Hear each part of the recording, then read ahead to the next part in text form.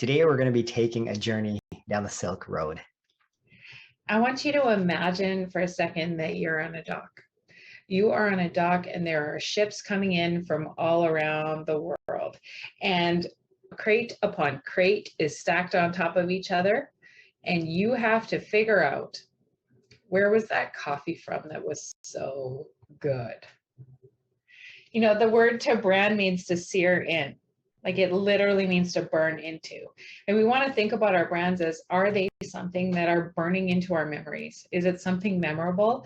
Is it something that defines what our product is? And is it something people want to attach themselves to? So if we think about the early days of mark making, we were talking about some cave paintings, some face painting and flag making, but also it was used in marking cattle, right? And so literally burning into the cattle. Literally burning into their flesh. And while that's not a nice image, the reasons for that wouldn't just delineate ownership, it would also speak to animal husbandry practices. So like the lineage of the cattle, the way that they were fed, the places that they were raised, where they came from. And so mark making also became really important in the early days of trade. So when ships were coming across, people would be able to tell which products they had purchased before, and they'd be able to tell where things had come from, maybe where they're going, and the quality of the product. And so that's where mark making became so important. And if I even think back to some of the history of my family, I've been studying the origins of my Métis roots and thinking about Philip Turnor, who came in the 1700s. When he would pick up something in the early colonial history of Canada, he would have to know if it's something that he could trust. He'd have to know if it's something he wanted. And there's even a letter of him requesting a really high quality watch because he wanted to make sure he was as accurate as possible. There'd have to be marks on those shipping crates to know who it was going to and what was inside. So then that leads me to the question, are we searing anything in? You know, when we work with our clients, Amin, I'm wondering, what message do they want to sear in? And I know you have some key questions that you ask too, to make sure that people's message is driving home. What are some of those questions that you might ask? Yeah, great point, Heather. So whenever we're working with a client, we want to make sure that if we're helping them with their marketing or their messaging, that we're actually, first of all, speaking to the right person. Because if you're talking to somebody that, let's say, is a car enthusiast, but they're into carburetors and, valves, well, they're going to be speaking a different language than somebody's into an electric vehicle like a Tesla. And they're talking about, rather than horsepower, they're talking about, watts or other forms of power. And so I think that's really important, is that, as part of the searing into information, we want to make sure that we're using the words that your clients are using. So that's where I start by asking them, well, tell me, what your clients or what your ideal client does or where they hang out. And then we can take that and convert that into a message that actually sears into their brain and doesn't confuse them. We really want to make sure that we're not confusing people when we're talking to them. Yeah, so the words we use are a huge part of our branding. And from a visual standpoint, some of the things I look at are, where are those ideal audiences going to connect?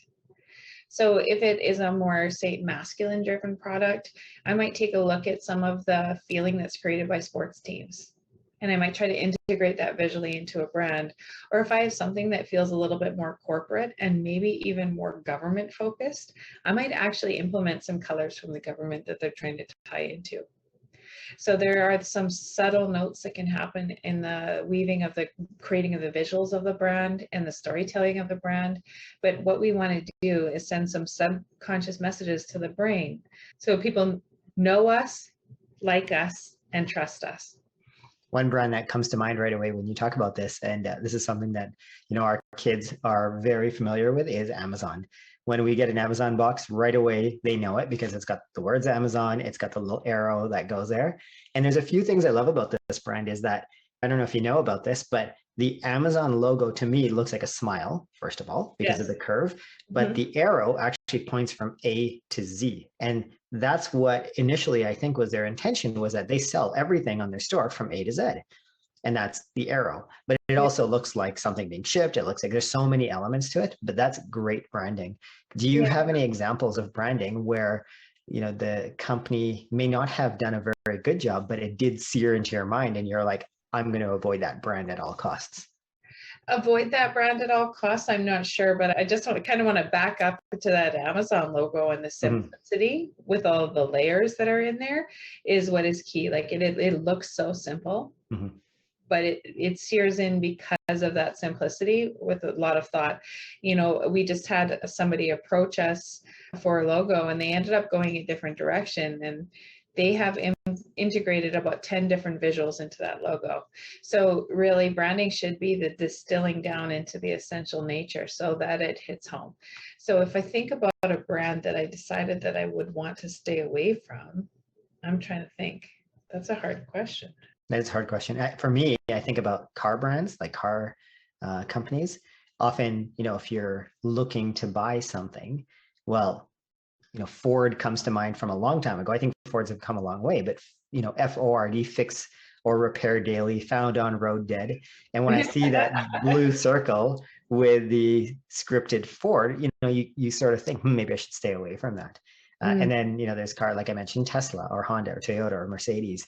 And, Mercedes is a very simple 3-pointed star, but yet it stands for so much in terms of quality and elite. And, so it's quite interesting. It's quite fascinating how a visual, really simple visual, can convey so much information in such a quick way. Yeah, and it's important because it lets us know if we belong there or not. Like, for example, I have so much respect for Harley Davidson and the things they do, but I don't fit there. That is not my people. But I really think that they're doing an amazing job. It's just not my thing, Right. So like art supplies, that might be something where I look at, I'm always looking for the golden label, or I'm looking for the top of the line because I want archival quality art supplies. And so if I see a name that I don't recognize, I don't buy it because I don't know, like, and trust them, right? Because it's important to me that my artwork is of archival quality. So as we take a look at the Silk Road and we travel back down and we think about the reasons why people start to mark their crates, I want you to take the time to think about, if your brand had a crate, what would be the essential information that you would want to steer into somebody's mind? And then next episode, we're going to be talking about what it takes to build longevity in your brand. It's going to be a great episode. Thanks so much, Heather, for your amazing insights and wisdom into this. And I'm looking forward to chatting again next time. Thanks so much for listening to the Remarkable Branding Podcast.